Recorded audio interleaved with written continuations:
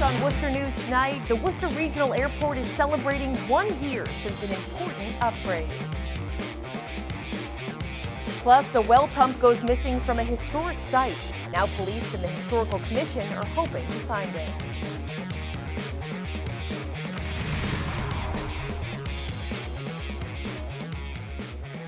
Good evening and thanks for joining us. I'm Anna Botari.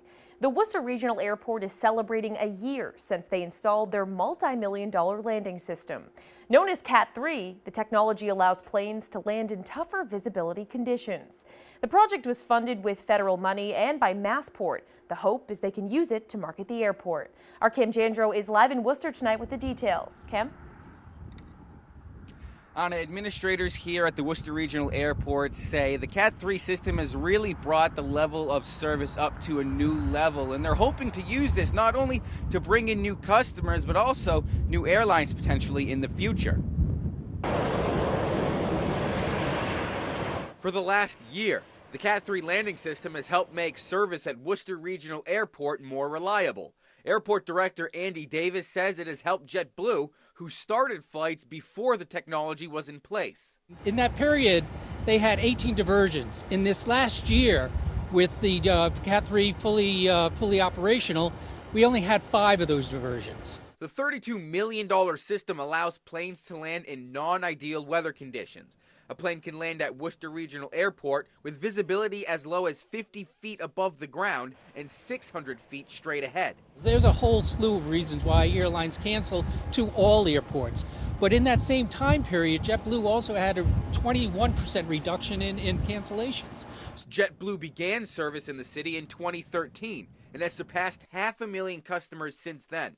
For some getting off a flight Thursday, Worcester's airport provides a convenient travel option. This was more affordable, so we took it. There's not so many people, and it's not so crowded as much as the ones compared to Florida. Since installation last March, Worcester Regional Airport has added 2 airlines as well as flights to New York's JFK Airport. Davis believes Cat 3 has played a role in their addition. Airlines demand reliability, and their passengers. They demand reliability for their passengers. If a plane has to cancel or divert, now you've got passengers in a different airport.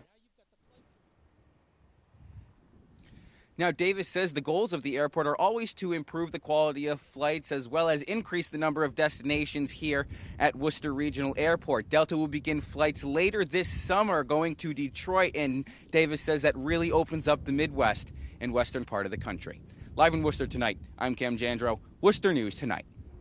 Mayor Joseph Petty says he has no problem putting school resource officers in Worcester schools when needed, but says a recent request from one at Claremont Academy isn't necessary. The request was made last month by Claremont's principal and backed by Superintendent Maureen Benenda. Both say crime and traffic in the school's neighborhood are the reason behind the request. Mayor Petty says after speaking with Worcester's chief of police, he says it's a safe neighborhood and wouldn't suggest putting an SRO in the school. Be very clear, the priority of the administration, me, of Ed Augustus, the chief, is to keep us, and the superintendent is to keep our schools safe and our neighborhoods safe. And I would never let anything happen in either of those. Make sure we have the right investment for both. So I'll make sure that happens, and we'll make the right decisions. Mayor Petty says the request shouldn't have come to him yet. All requests are usually brought up when the superintendent presents the budget. Barre police make an unusual drug arrest this week. They say a routine traffic stop led them to a man who markets himself as a marijuana doctor. Our Chandler Walsh has more on the arrest. This man calls himself Dr. Puffinstuff, with business cards to prove it.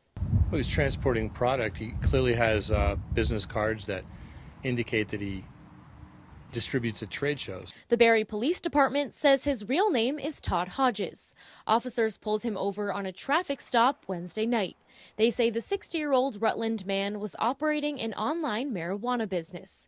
In addition to his cards and an embroidered lab coat, they found about 6 pounds of marijuana, several ounces of mushrooms, and packing materials in his car. This is approximately 6 pounds with an estimated street value of $22,000 and clearly above any personal use limit.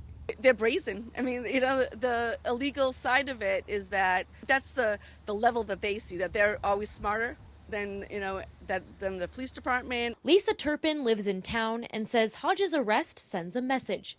She says young people are easily influenced and the illegal market is a huge problem. With the communities coming together and also the police force out there, we have to show that united front that there's a right way and always a right way to do things and a wrong way to do things. Hodges is facing multiple drug charges and police are still looking into his online store. So now we're looking into the legality of having a website and giving marijuana as a gift and, in exchange for purchase of a non-marijuana product. Barre Police Chief John Carbone says they're seeing changes in crime with the state's new marijuana laws. Regulatory committees are going to have to look into this to keep this from becoming something that grows unexpectedly. I don't think that was the intent to have this type of business.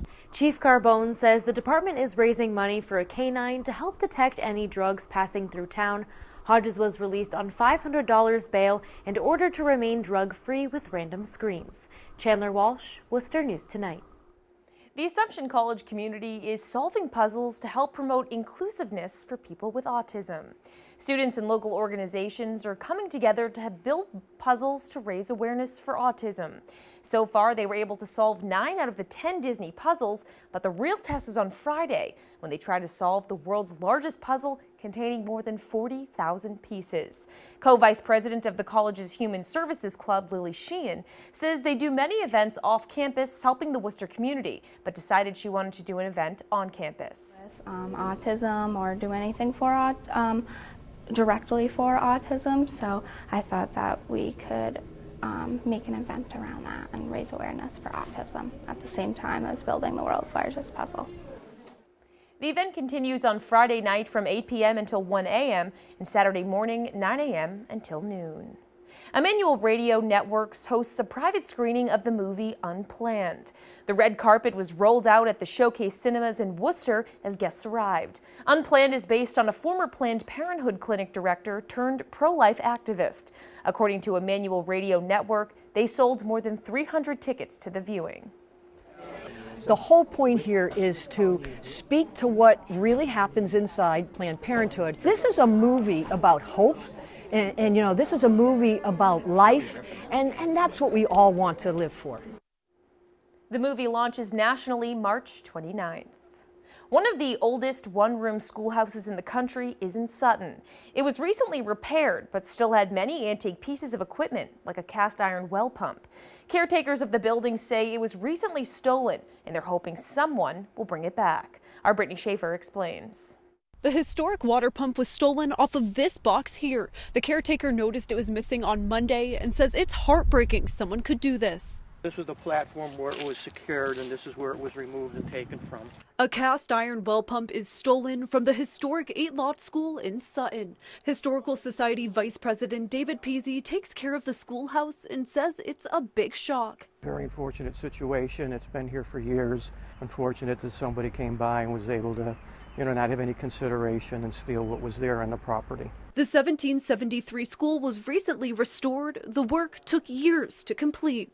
Peasy says the organization takes pride in the building, and it was fun for visitors to see how the school pumped water. Every year the third-grade groups come in and spend the day at the schoolhouse inside as well as outside to get a perspective and appreciation of the history of the town and the schoolhouse that we're so fortunate to have. A little unfortunate, a little disgusted about it. I was appalled that this would even happen, considering the amount of hard work that's gone into that building over the last 4 or 5 years. Peasy filed a police report earlier this week. Sutton police are asking the public for any information and say they don't have much to go off of. There's been an alert that was sent out by the detective.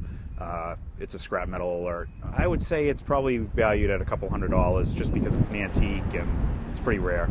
The Historical Society says this is one of the oldest one-room schoolhouses in the country. Member Walter Baker says the iron pump added to the authenticity and hopes it'll be replaced. I hope we could retrieve it. We have an excellent police department here. But again, who knows? It could possibly be on its way to auction. I find it quite offensive.